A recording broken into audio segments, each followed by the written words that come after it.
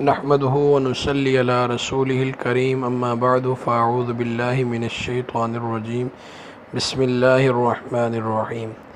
حدیث پاک میں مذکور ایک درود پاک آج سے اپنی زندگی کا وظیفہ بنا لیں۔ ہر نماز کے بعد کم از کم 5 مرتبہ اس درود پاک کو پڑھیں۔ زیادہ پڑھنا چاہیں ہر نماز کے بعد 21 مرتبہ اس درود پاک کو پڑھیں۔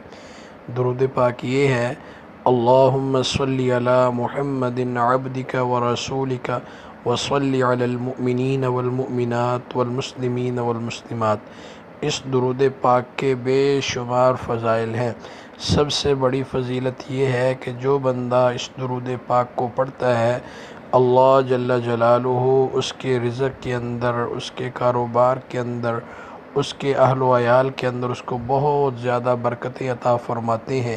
اپنے پیارے حبیب مدنی کریم صلی اللہ علیہ وآلہ وسلم کی اس کو محبت عطا فرماتے ہیں، اس کے دل کو نورانی فرماتے ہیں، اس کے لیے نیک اعمال کرنا آسان ہو جاتا ہے، گناہوں سے بچنا اس کے لیے آسان ہو جاتا ہے، اللہ جل جلالہ کی محبت اس کو نصیب ہوتی ہے، فرشتے اس کے لیے دعائیں کرتے ہیں، اور بے شمار فضائل اس درود پاک کے ہیں۔ آج سے ہی اس درود پاک کو اپنی زندگی کا وظیفہ بنا لیجئے۔